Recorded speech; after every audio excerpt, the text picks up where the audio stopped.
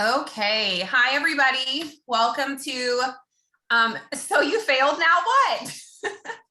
Let's figure this out together because let's be real. We've all felt like Zoe Deschanel right here because we failed. So we are going to figure this out together. If I can click it. Sorry. Okay.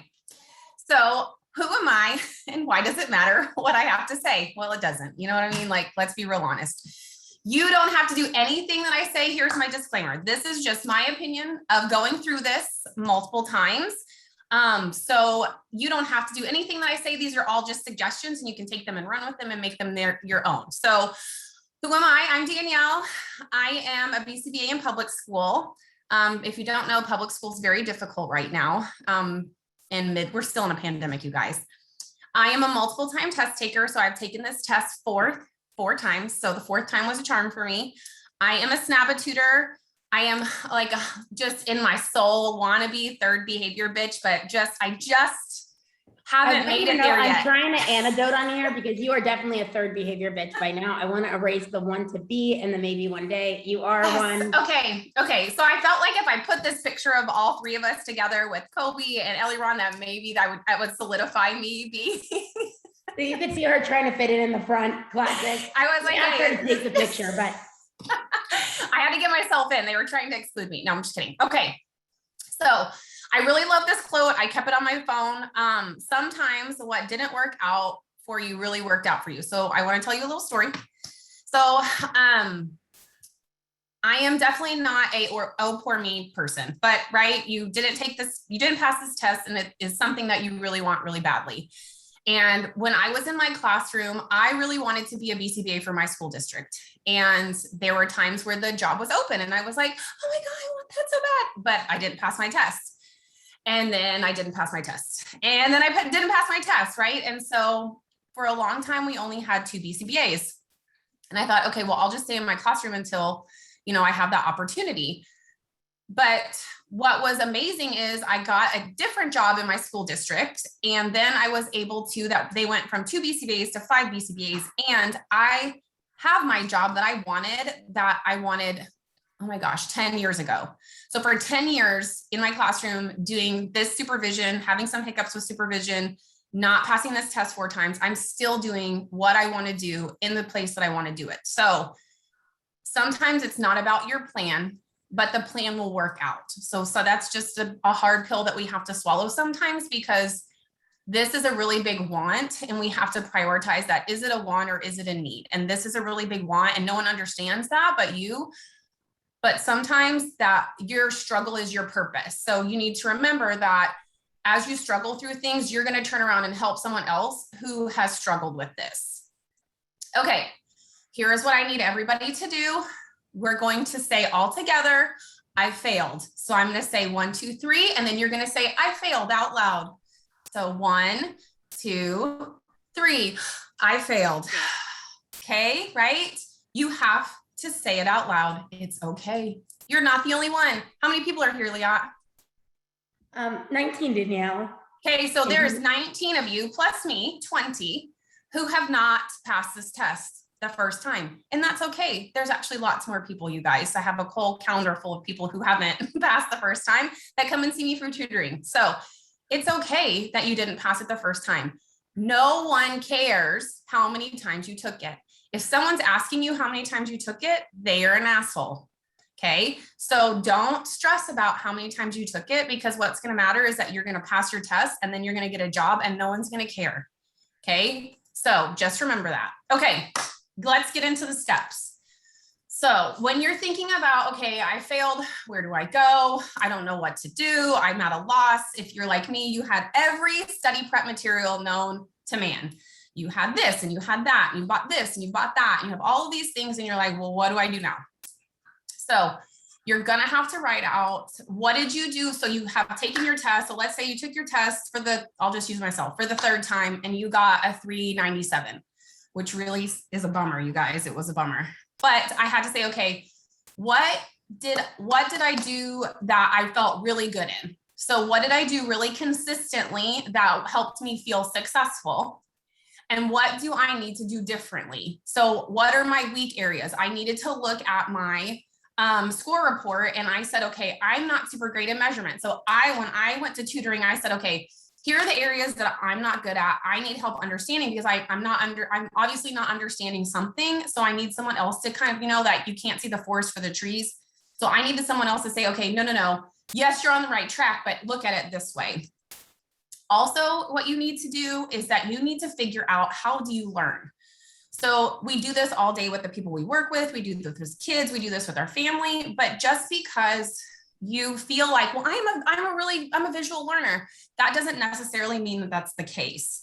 So you can find, like, if you Google, like, how do I learn quiz, you can find a free one. And so what you need to do is you need to look at that and say, how do I learn so that I can best meet my needs? Because meeting your needs, because I worked with somebody for tutoring, she's like, oh no, I'm a visual learner. I said, okay, I want you to take this. So she took it and she goes, oh my gosh, I'm like 80% auditory. I said, right. So you need to hear the words. You don't need to see the words. So figuring out how you learn, is it auditory? Do you need to hear it? Are you visual? Are you kinesthetic? Do you need to manipulate it? Those people that love a SAFMED, right? For me, I'm a visual learner and I'm an auditory learner. So I know I need to meet my need on both sides. So make sure that you take the time to figure that out. I put this quote on here because you can't do the same thing every time you take your test, right? Insanity, doing the same thing over and over again, expecting different results.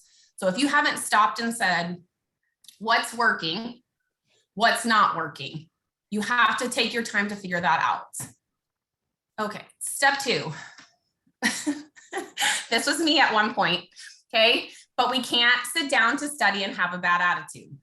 So if you come to me for tutoring, or you're taking this and just going with it into your life, if you come to sit down to study and you go, oh my God, I just want to pass this test. I just want to do this. I'm so tired of it, right? You're not going to go anywhere. You have to be in the right headspace so that you can set a goal for your study session. So if you have a bad attitude and you're like, I don't want to do this, this is long, I hate reading, I hate this, you're not going to get anything from your studying. You have to do it all over again. Does that suck? 100%, but that doesn't mean it has to suck. So these are my, I will pass. I wrote this every time before I ever started studying. I wrote it out 5 times because that helps me be in a positive mindset when it came to studying each time. Because by that time, I had been studying a really long time. I was studying for the 4th time. So I had to set a goal for each of my study sessions. I had already read my book multiple times, but I needed to set a goal. I'm going to read longer. I'm going to learn something new from this chapter. I'm going to have a better understanding of whatever concept or something that I was reading in that chapter.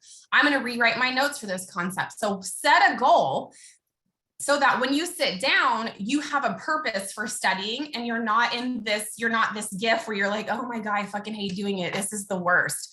It can be the worst if that's where your mind is at. But if you sit down and say, you know what, I'm going to read an extra 10 minutes this time, and goal, think about how good that you're going to feel. So be mindful about your attitude when you sit down to study. Okay. I want to add one thing there. You don't mind going back for one? No, yes, of course. Jump in. All right. So guys, I'm not trying to brag or anything, but I was Danielle's tutor. Okay. You were. Whatever it was. But so Danielle, by the way, was in the collective. She had, I don't know what else she had done to study. I'm not saying any names here, but whatever it is, Danielle was like, listen, I really need you to tutor me. And I'm like, listen, I'm not really tutoring. She's like, no, I need you to tutor me. I'm like, okay. And she's been bossing me around ever since. But what I want to say is this person, I did used to tutor people. It's just now I just don't have time. I actually love tutoring, but I don't have time for it. Would come to every session with a purpose. Like I had like, look, it was like this idea of like, I'm spending my money on having this time with you. I have exactly what I need to go over. And I just want you guys to shift your mind. I want you to know, like on the outside, some people literally are paying money to just come bitch about the test, how poorly written it is, how much you hate your Cooper book, whatever it is. Guys, find a therapist on your insurance provider that you don't have to pay for, right? That you have a copay for. Seriously, because when you are going to do it, it's just a matter of when. And I just, like, that was the attitude that Danielle came into every single session with.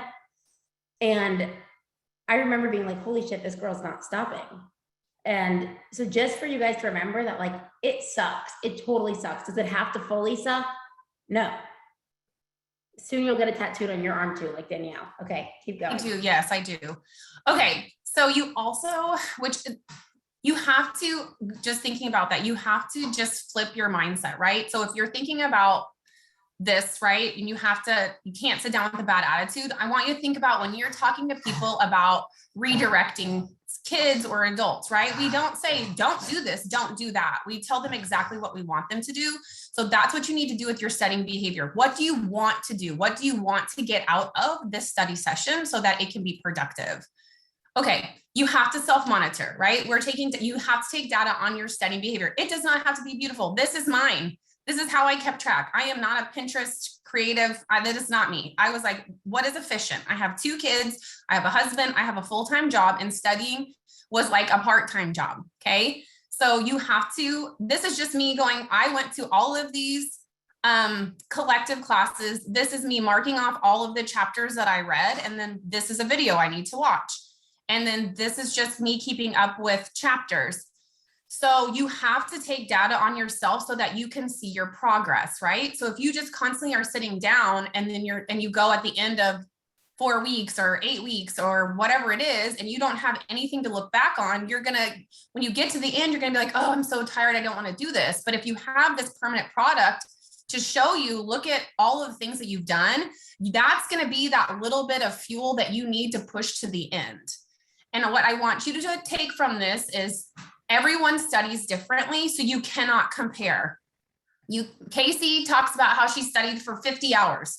That is not in my repertoire. I don't have that amount of time because I have little kids and I had a husband, or I have I have a husband. And so I still had to mom and wife things. So I got between 25 to 30 hours a week. I got up really early in the morning. And she works out, guys. And she works out and does her makeup like that every day. No, not during during the test. But I will tell you, you need to take some time and I had to say to myself, and you don't have to do this, figure out if you're a morning person or you're a night owl. I'm a morning person. I told myself I'm going to get up at 3 o'clock every morning and study from 3 a.m. to 5:30. 5:30 is when I had to start getting ready for work. But what I had to tell myself was, this is a small sacrifice for a larger gain. So if I can get up and I can study these 2 hours, because guess what? I suck at the end of the day. I'm so tired. I have taught in a classroom with kids on the spectrum all day. We had significant problem behavior. I had Monday and Wednesday night for collective, but Tuesday and Thursday and Friday nights, I did very little when it came to studying because I was so tired. So I had to say, for 12 weeks, I'm going to get up at 3 o'clock in the morning because this is a small sacrifice for a larger gain. So do what best meets your needs. You don't have to study 40, 50, 60 hours if you don't have that. Just be smart with your time and think about how you can study and how you can take data on yourself. Okay, I love this. Hold on. Okay, you have to read your Cooper book. I love this gift. You have to read it. You have to look at that book as it's the answer key. Is it riveting? No, it's not. It is not 50 Shades of Grey. It is not a smutty romance novel. It is not that. But when you look at your book and you say, this is the answer key, this book holds the answers for me to answer the questions on this test.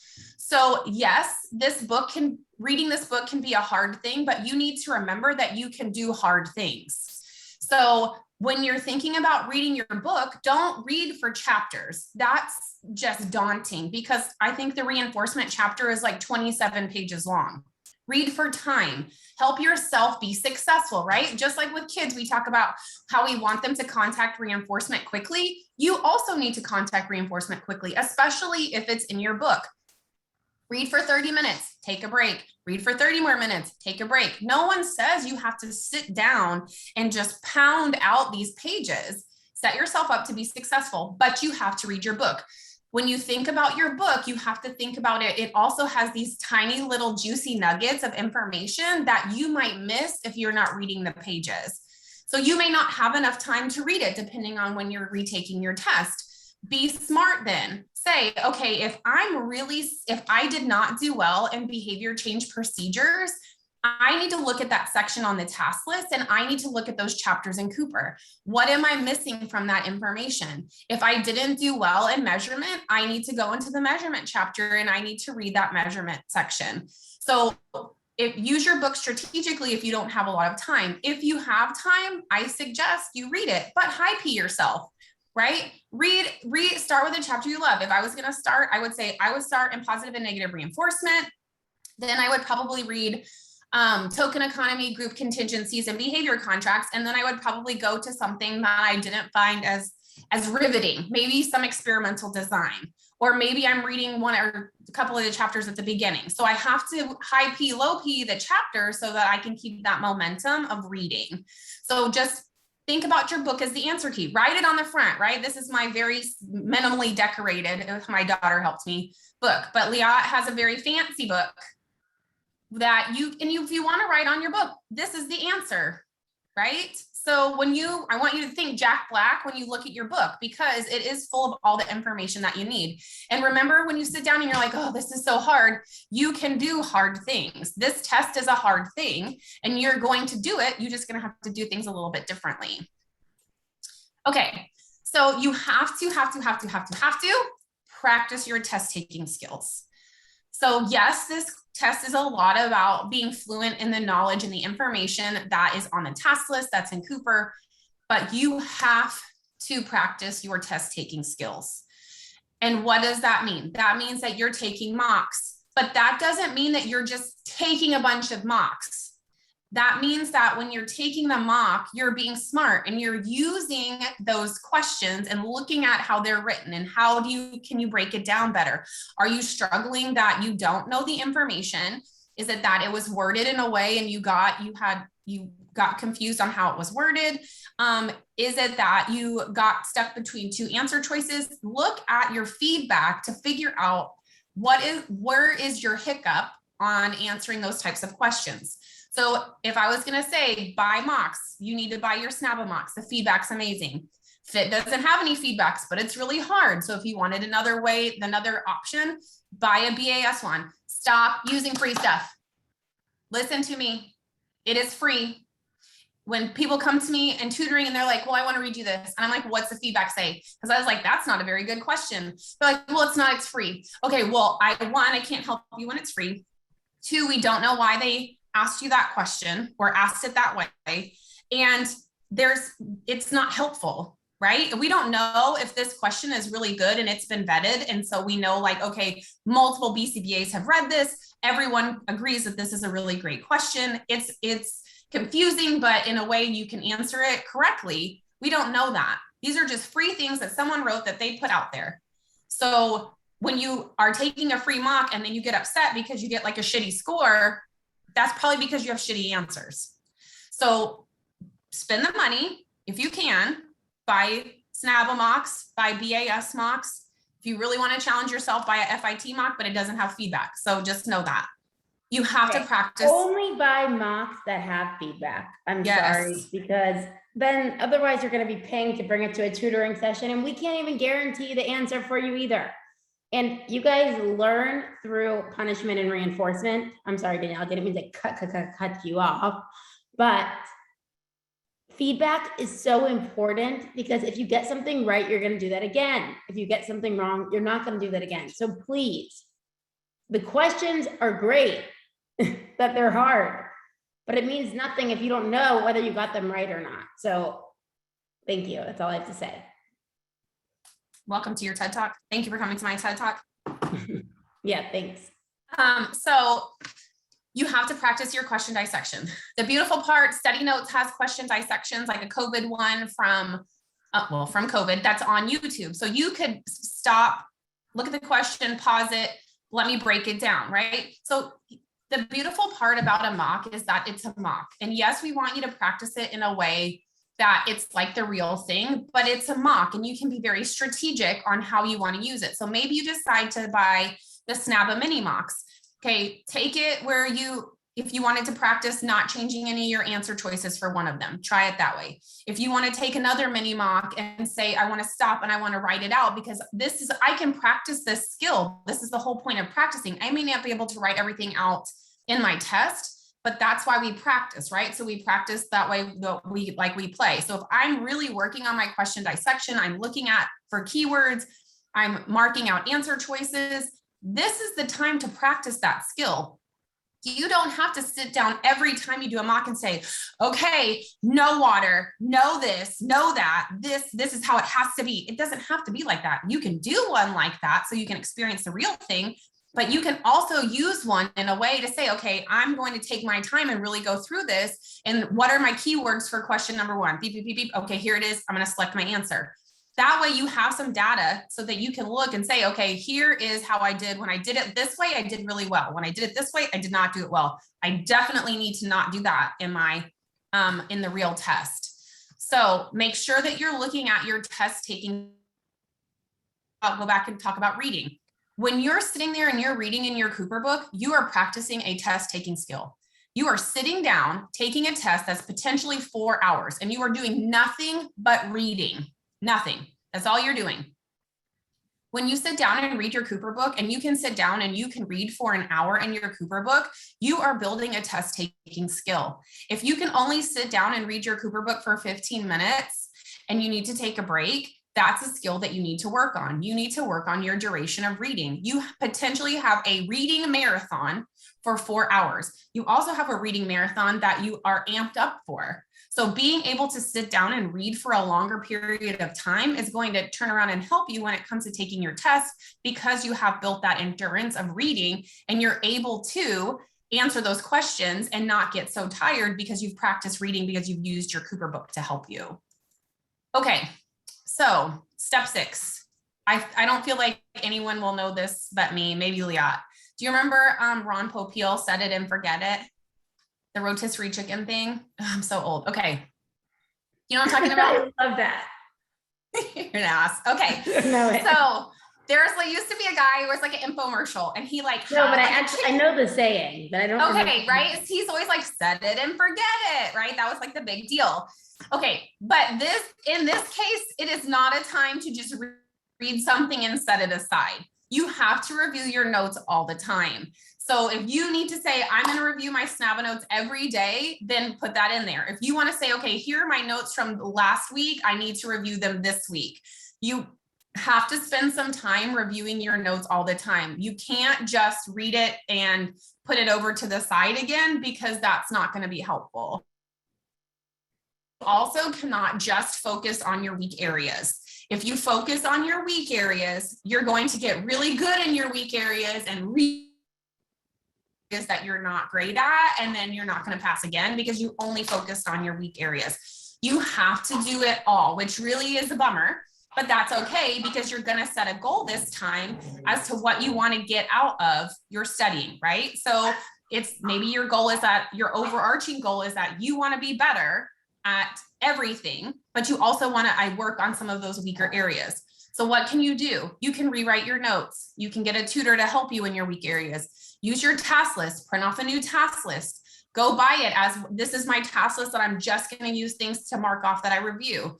Rewatch your collective videos, or go to YouTube and watch videos from SNABA. I drove around in my car and I re-listened to my collective videos because I didn't need to see them that time. I just needed to hear them, and I needed to use that time when I was driving from school to school wisely. Maybe you listen to Behavior Bitches podcast so you can hear that application of ABA in real life, because we know the test is an applied setting, right? It's not always going to be an experiment or in a clinic, right? It's a variety of things. So again, work to identify that ABA in your everyday life. So when you turn it on, you need to turn it on, and you need to look at your own behavior. You need to look at everybody else's behavior, but don't just look at it at work. Look at it everywhere. Look at it in TV shows. Look at your kids, your dog, anywhere that you can identify, which is anything, because we ABA all day. So work to really apply those concepts and those task list items in your everyday life. But remember, you have to review all of the time so that you're touching on all of that information. And then what you're able to do is kind of build those little knowledge building blocks, because you are making sure that you're tying concepts and things together. Okay, things I need you to remember. Here's my soapbox. Newsflash. Stop worrying about not passing. Stop it. Everybody that sits in front of me, I have this conversation with them. They're like, oh, but I didn't pass. You're right, you didn't.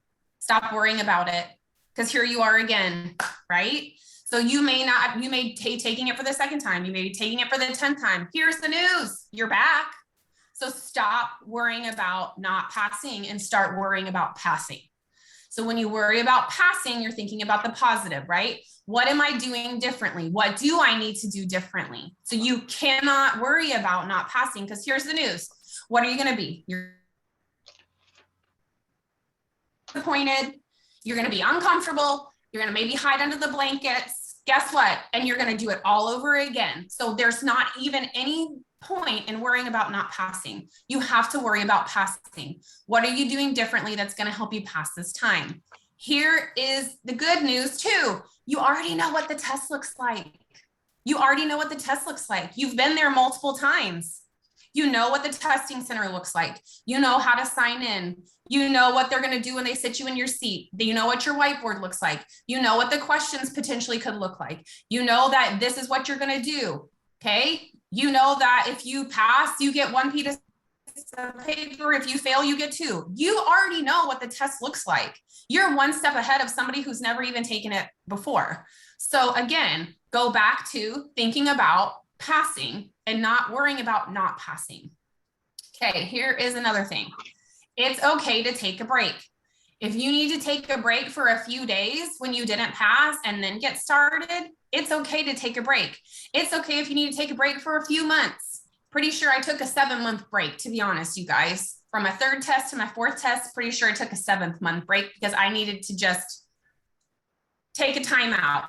Okay, so do a little self-monitoring and say, am I in the right mental space to start studying again? Or do I need a few days to have some fun and decompress and just breathe before I start this process again? Okay, here's another thing. This is just another soapbox thing. Hear me when I say to you, I understand wanting to pass this test so badly, and I understand how expensive it can be. You need to think about this. If you go a week before your test, or you go 2 days before your test, don't just take your test if you're not 100% sure about taking your test. It's $60 to reschedule your test compared to $300 each time, $300-ish. So think about it in the sense of, you're supposed to take your test. You decide to reschedule it. It's $60. You take it in 30 more days. So you take it in 60 days instead of 30. You've only paid $360 versus taking your test, not passing, $300, and taking it again, another $300. And now you spent $600. And can we talk about the mental, Danielle, adding on to what you said, it's so true, the mental toll as well. So a lot of people set these things in their head. And I mean, we're all guilty of it for different things in our life. Like we'll be like, no, I said I'm taking on this day. If I don't do it that day, I'm a quitter, I'm a failure, blah, blah, blah, blah. If you have not had the time to study, if you are not getting scores that are reflecting like you're learning something on your mocks, do not take it. Aside from, even if you have unlimited money and you are Kylie Kardashian, okay? It is the mental toll of having to do it again. People are like, I knew I wasn't gonna pass, but I still took it. Okay, if that's what you're saying when you go in, don't go in. No, okay? Agreed, 100%. And here's what I'm saying. When you're ready. Exactly. Well, and here, and speaking about your mock scores, think about it this way.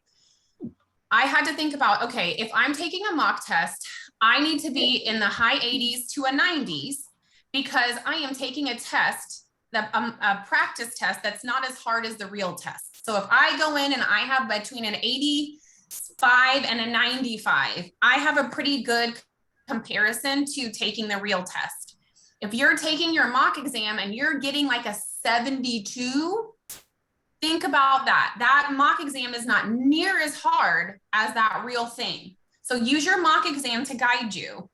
be mindful. There's no point in giving them more money. It's $60 to reschedule. You do what's best for you. Just like Liat said, don't just take it to take it. That doesn't make sense. That you're just essentially hurting yourself intentionally. So be mindful about that. And then you have to believe in your damn self, because no one knows how hard this test is but you or me, right? Or somebody that has taken this test. You have to be your own gas man. You have to gas yourself up. You have to tell yourself you're a bad bitch. You have to tell yourself that you are not having any negative thoughts. You have to handle your own business, because nobody else is going to pick you up but you. People love you and they feel sorry for you and they're there for you and they are going to do whatever they need, but they don't understand how badly you want this. So if you want it that bad, you're going to have to be the one that changes your behavior so that you can get what you need to get. So you're going to have to believe in yourself so that you can be successful and that you can take care of you, because other people get to be your cheerleaders, but they're not going to do what you need to do to take care of your business. And I think that's it. Ooh, I think that is wonderful. I am going to stop the recording. And we have about 7 minutes for questions. Thanks for watching, guys. Bye.